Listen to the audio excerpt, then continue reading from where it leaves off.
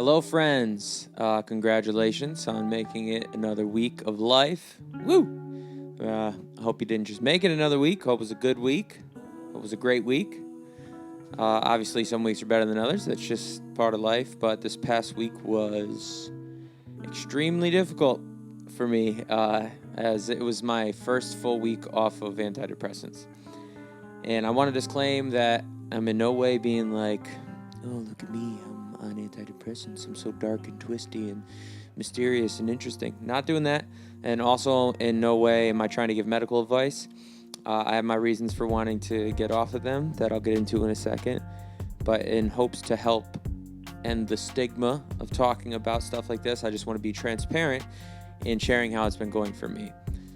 So, as I said before, for about 10 years, I've been on Zoloft, or sertraline, which is generic for Zoloft, which is an SSRI, which stands for Selective Serotonin Reuptake Inhibitor. Don't really know what that means. It's a class of drugs that are typically used as antidepressants in the treatment of major depressive disorder, anxiety disorders, and other psychological conditions. That's what I got from Google. My original reason for being prescribed them was that I suffer from depersonalization derealization disorder, which basically means there are periods, more often than not, unfortunately, of feeling disconnected or detached from one's body and thoughts. The disorder is sometimes described as feeling like you're observing yourself from outside your body, or like being in a dream, which is a pretty good way to put it. I tend to describe it as though my consciousness seems like detached from my physical body, and that my vision sort of looks two-dimensional, or like I'm looking at it through some sort of filter that doesn't seem like it's actually taking place in front of me, which it's definitely like very misunderstood, and I think it's very underdiagnosed also. I think a lot of people, I hear them speak and I'm like, I know exactly what that is.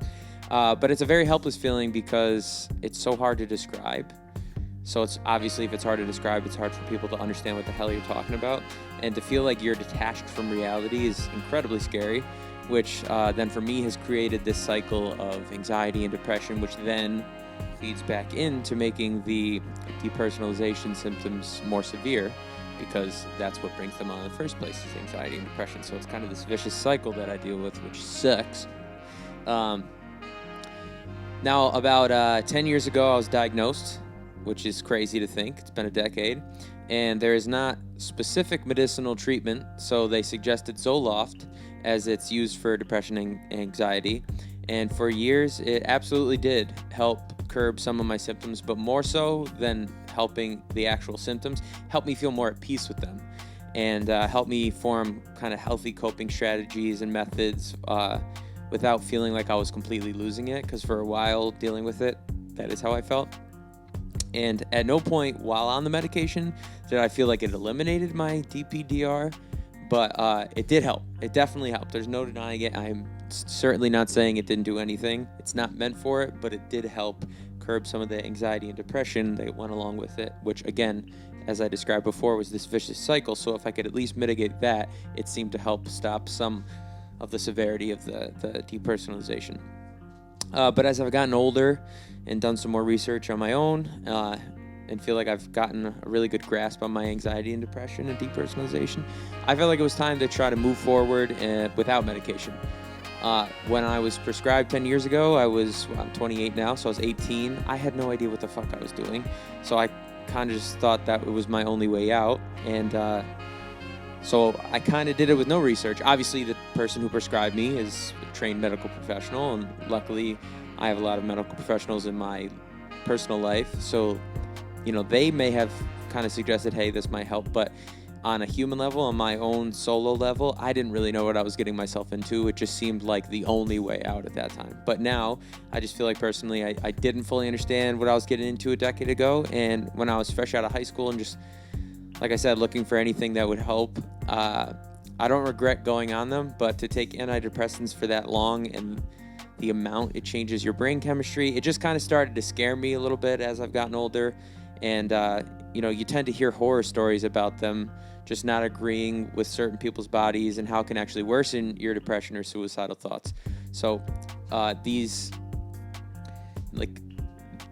those things coming into my frame of reference or reality kind of just pushed me to maybe explore something else. And the first step of going a different direction would be to get off of them. So SSRIs are something that you absolutely cannot just stop taking out of the blue. Cold turkey does not work, can't do it. It's very important to slowly lower the dosage so that you can try to mitigate some of those negative symptoms you get from going off of them. So it's been about a 2-month process for me so far to go from 150 milligrams to 100 milligrams to 50 milligrams, now to 0 milligrams. No more milligrams. Each time I dosed down, I could definitely feel withdrawal symptoms, 1,000%. But this past week, going to having absolutely none of it in my system has easily been the worst that it's been by far. Not even close. Here, let me see. What are we down? As far as physical symptoms, they have included these like electrical shocks or this electrical current that like whooshes down my body from my brain to the tips of my fingers and toes. And I really don't know how to describe it other than that. If you Google this exact thing, it's a thing. So that's nice to know that I'm not like, what the fuck is going on? It just really literally starts from my brain and just goes zoop, really quick, zoop, zoop, like a couple in a row. It doesn't make that noise, although if it did, it would probably be more fun. It's typically pretty random, and from like my uneducated perspective, there seems to be no rhyme or reason to when they take place, but it's pretty often, every few minutes, and then maybe every half hour, and then maybe every hour, but it's pretty consistent throughout the day. And it also seems like it was almost an upside down parabola effect, meaning like it wasn't as often the first day. So first day I'm off of them, not super often, but definitely feeling a little bit. And then as the days went on, it seemed more and more severe, more often. And now it seems to be less often now. It's been about a week and a couple days off of the medication. Another one is I usually sleep like a baby. No trouble sleeping. I can fall asleep anywhere. I can nap whenever I need to. It's been great in my life. But I've had extreme difficulty sleeping the last week. Real bad insomnia. Typically like laying in bed, deep thought for like an hour. And then, which doesn't seem bad too if you suffer from actual insomnia. That's like, oh, an hour is fucking nothing. But I'm saying like laying in bed for an hour, staring at the ceiling, wondering if I'm going to fall asleep, wondering if my life will ever be what I want it to be. And then periodically waking up several times throughout the night, never being able to like fall into a deep sleep. And especially since that's not something I've typically struggled with, it's fucking thrown me for a loop. I've also experienced a few pretty severe nightmares, which is never fun. In the past, I've suffered from sleep paralysis, which is its own fucking crazy beast. But this past week, a couple nightmares, and just in general, very weird, vivid dreams. I liken it to like, I smoked marijuana. I used marijuana for many years, and then I stopped and haven't in a long time. But it seems like everyone who's like a stoner or like, not to put that word on it, that's dumb. That was dumb of me. I take that back. A lot of people who use marijuana regularly, again, still feel stupid saying marijuana. A lot of people who smoke weed, when they stop smoking, that's something you hear all the time, is like super vivid dreams. So I liken it to that, because when I stopped, same thing. But a little more negative, nightmarish stuff mixed in there, just because of the, aspect of it's supposed to be mitigating depression and anxiety. So maybe it's manifesting itself a bit during my dreams or nightmares. Some of the symptoms that have been a little more distressing have been on the mental side. This has easily been the most difficult week for my mental health in the last 10 years. I wouldn't say ever. I'd say my teenage years were pretty tough because of outside circumstances, not necessarily internally, but just things that would be hard for anyone, let alone someone who's struggling mentally as it is. But I feel like in a lot of ways, I started feeling levels of depression and anxiety more severe than I ever had before taking the medication this week off of it finally. I'm very self-aware. I'd like to think so at least. And I truly feel that by no means am I an angry person. I keep saying this to myself and the people around me. Like, I'm telling you, I'm not usually angry. But throughout tapering off of the medication, I've had such a short temper. I don't know, and have really struggled with like controlling my emotions in a given moment and not letting them get the best of me, which sucks because I don't want to take them out on the people around me, and also in general, I don't want to feel that way. I constantly preach about not sweating the small stuff, while also not letting the big picture control your mental health. But specifically this last week, that's exactly what I did. went away from all the things I've been trying to help other people with through this format, which sucks too, because then it adds this whole other mental level of like, you're a fraud, you're just fucking spewing bullshit out of your mouth, hoping other people will get helped by it, but you're not listening to yourself. But seriously, typically I do preach like, all right, this thing has its purpose, this thing has its purpose, don't make it too big of a deal, but also don't ignore them fully, but also the bigger picture will work itself out, so don't focus too much on the big stuff either. I went away from that pretty bad this week.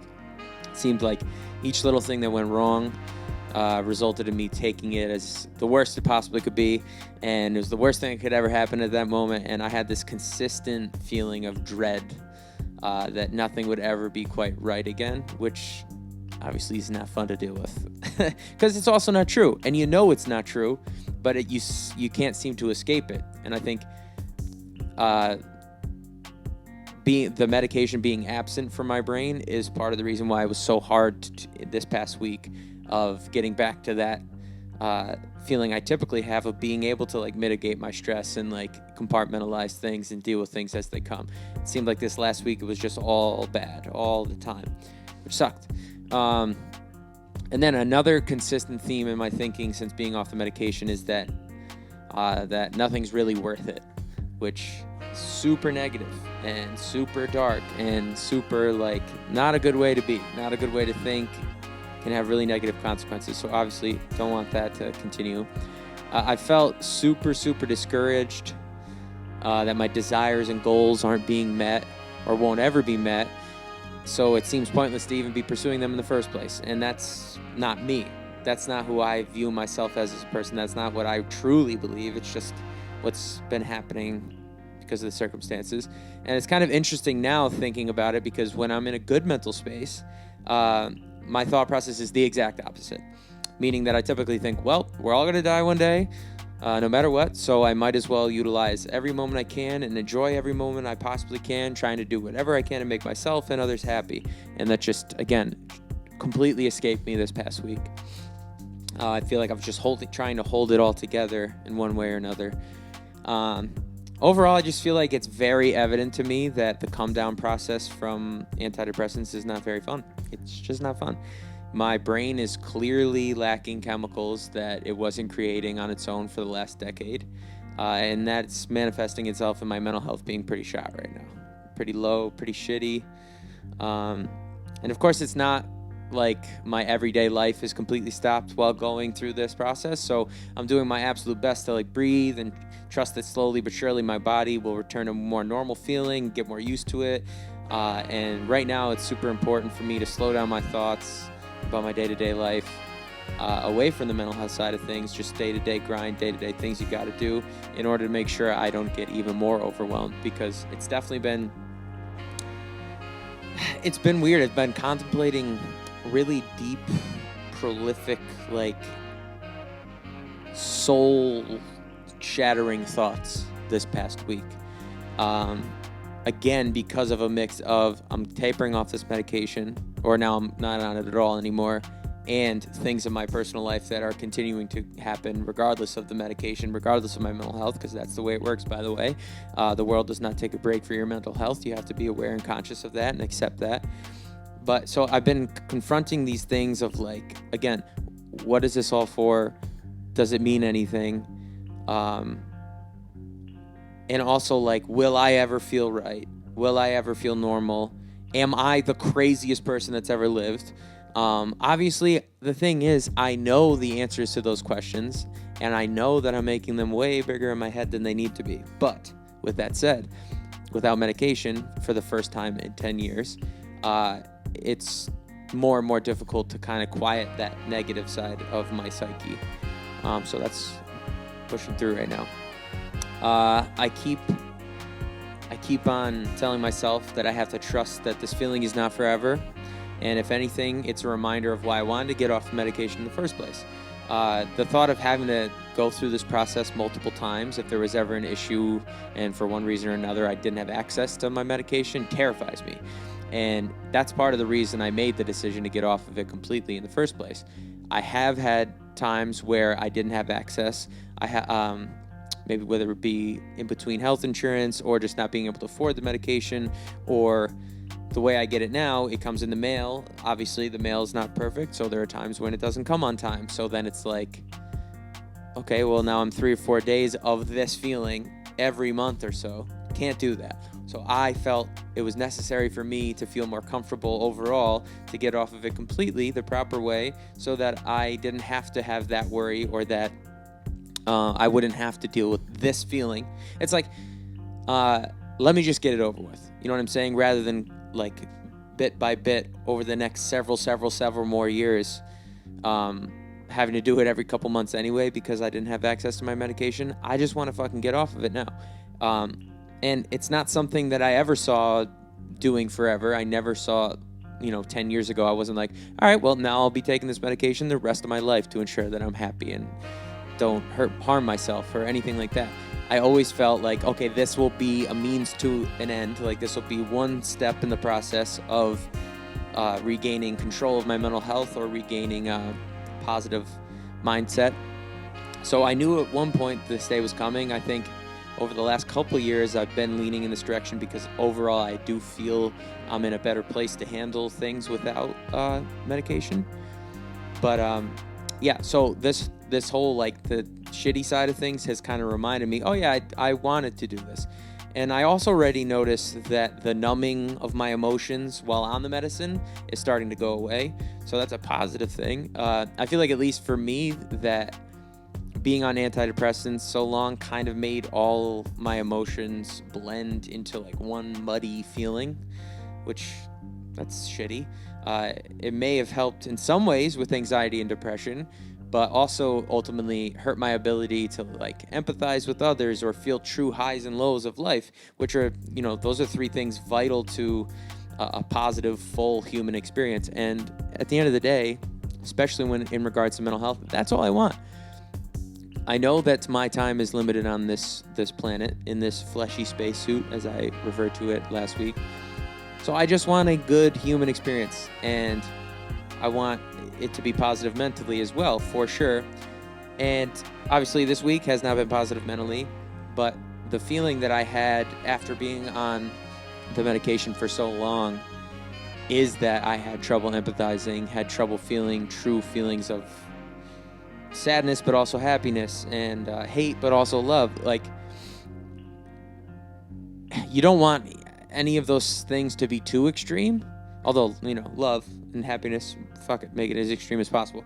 But I also didn't like that it just all felt very muted.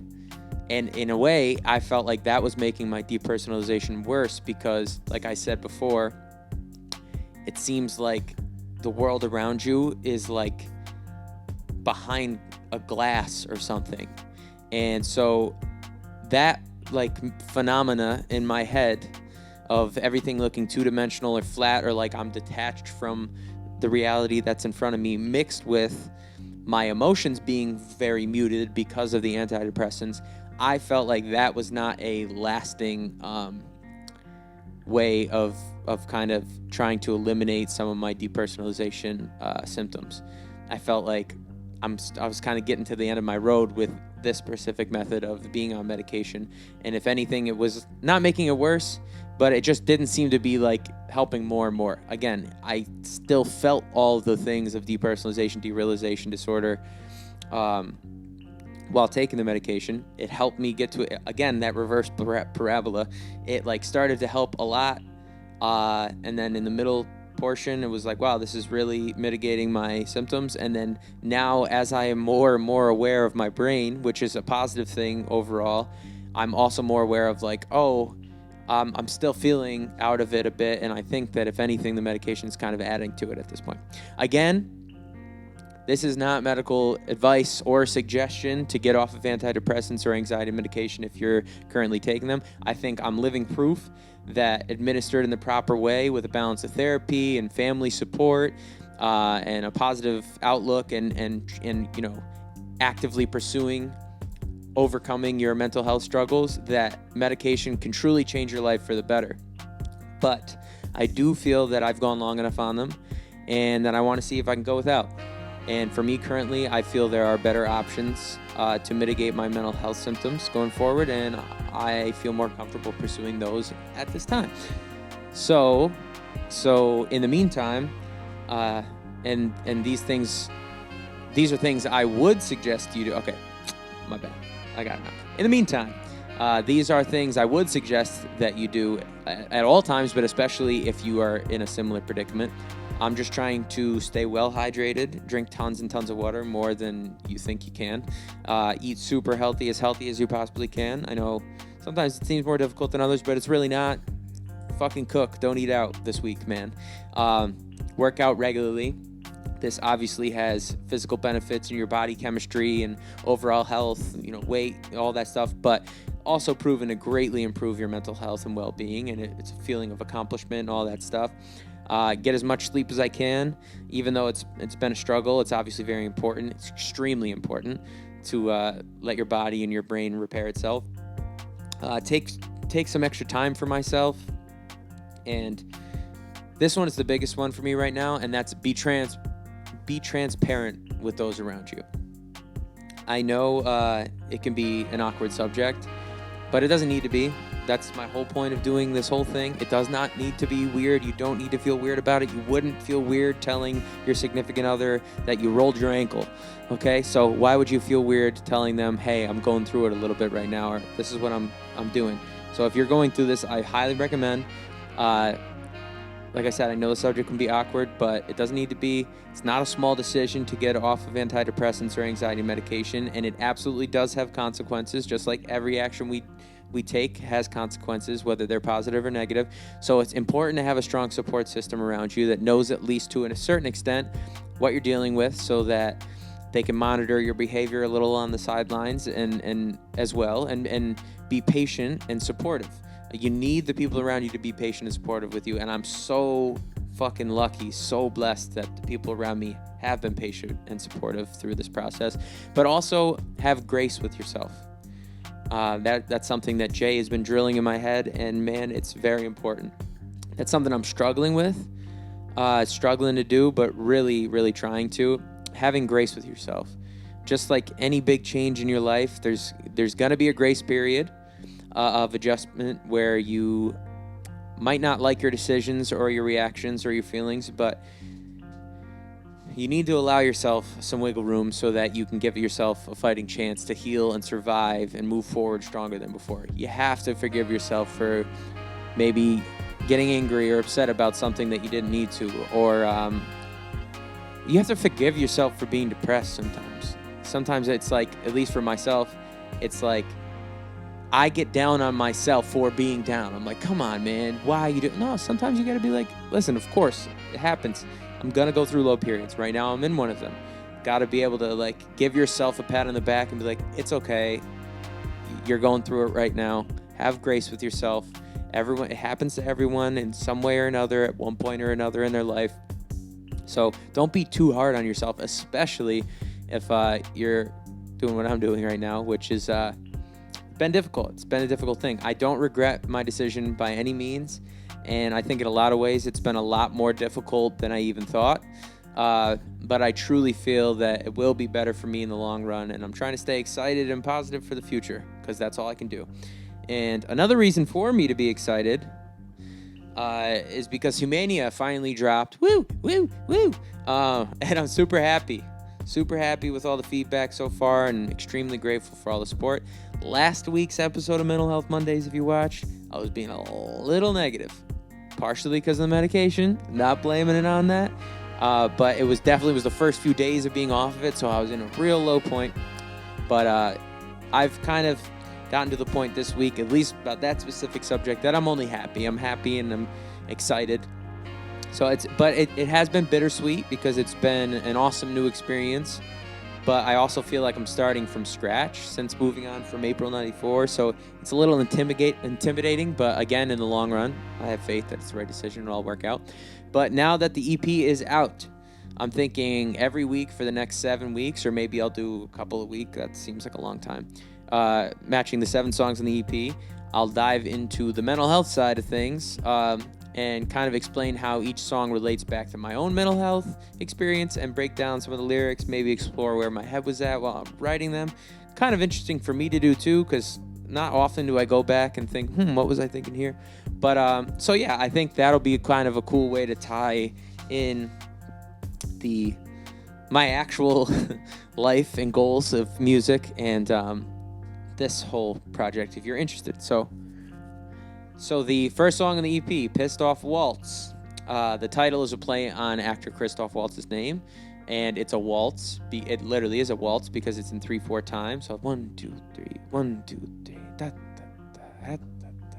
I'm sure that looks really dumb on camera, but which 3/4 time isn't your typical time signature for most popular music today, but that is the time signature of a waltz.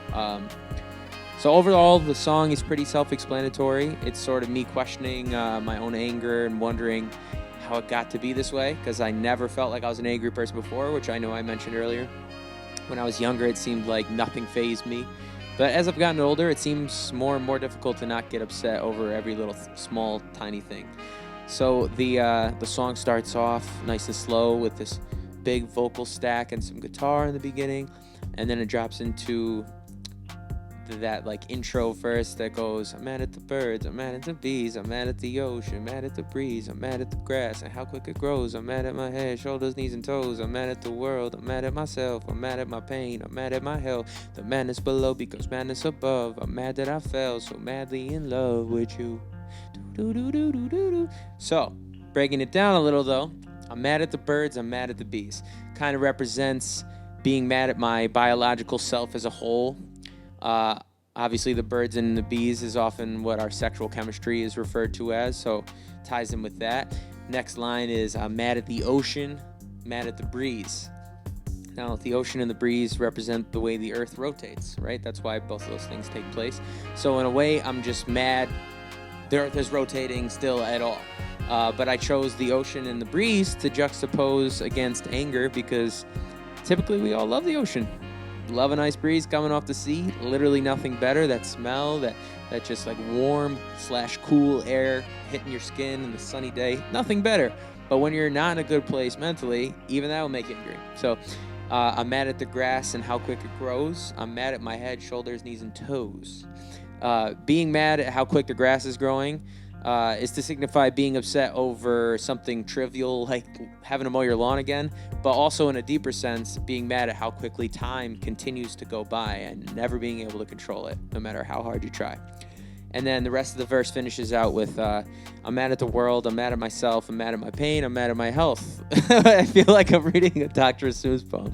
The madness below becomes madness above. I'm mad that I fell so madly in love with you. So this is really a culmination that at this point, everything's making me angry. And that those feelings of anger deep down start to manifest themselves at the surface level. The madness below becomes madness above.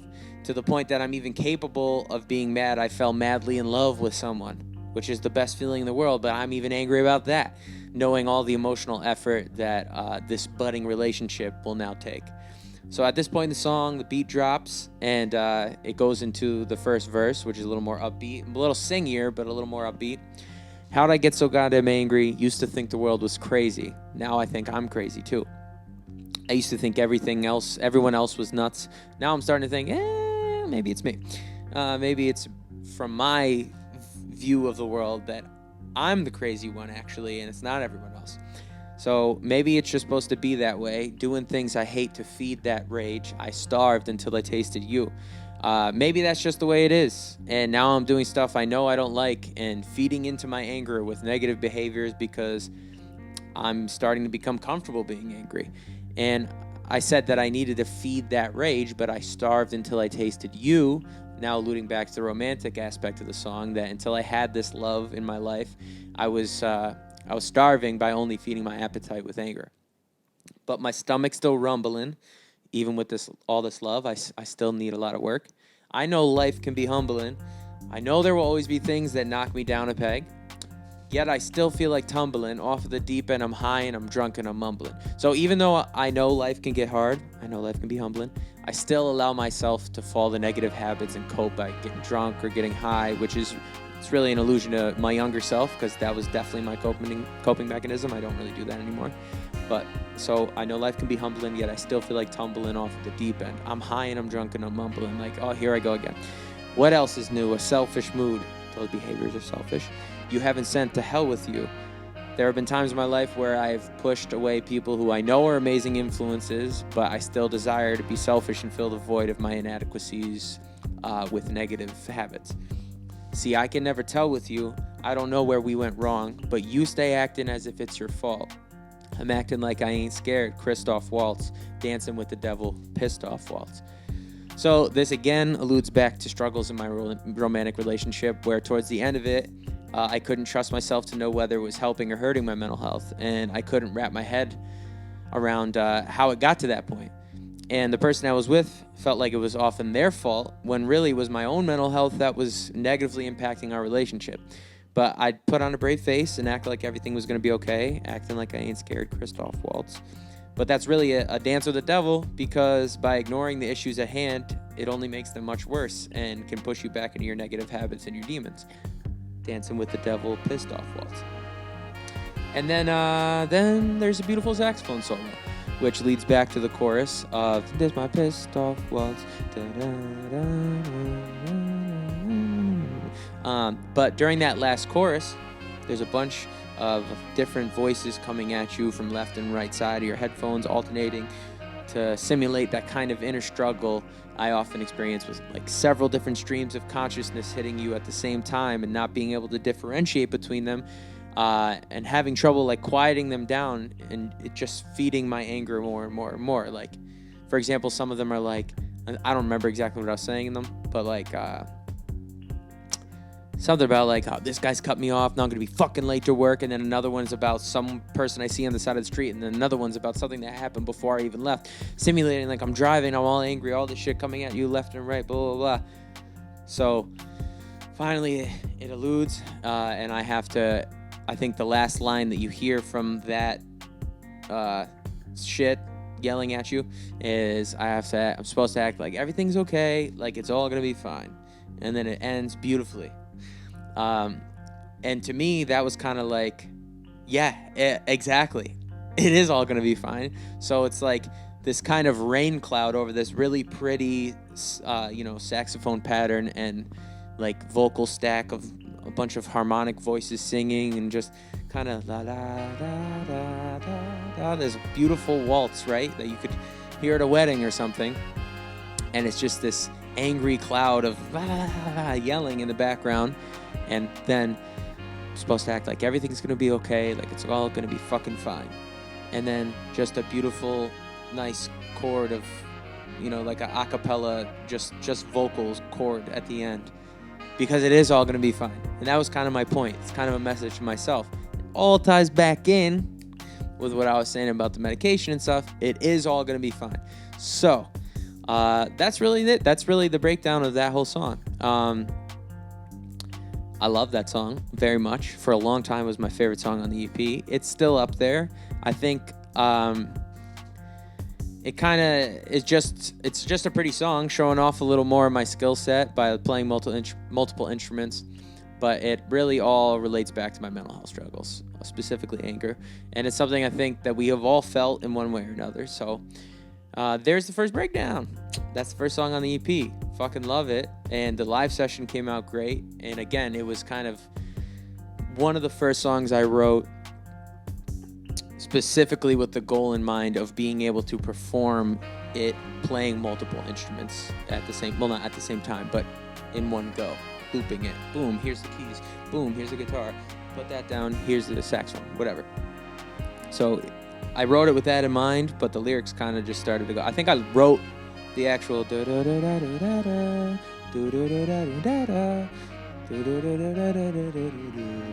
before any lyrics or anything like that. And then the first thing that came to my head was, I'm mad at the world. So, yeah, it just came together nicely, and I really like that song. I think it's a good way to start off the project. But again, first breakdown done. I'll do another one next week. But thank you for listening. Truly, thank you for listening. Each day I start to feel better and adjust to this new normal, whatever this new normal. I start to adjust to this new normal, whatever that means. What the fuck is normal? But you know what I'm saying. And I'm confident that at the other end of this, I'll be a lot better off. That's my hope. That's my goal. And if worse comes to worse, I could always go back to medication. It's really not that. It's kind of a foolproof plan, as long as you deal with getting off of it the correct way. So now more than ever, I got to remember that I got this, you got this, and if not, we got this. We got each other's back always. Thank you again for listening. Stream Humania EP. Share it with people if you can. Subscribe to the channel. Fucking subscribe to the Spotify. All that stuff. Trying to build it all back up again. Thank you for listening. Take care of yourself this week. Peace.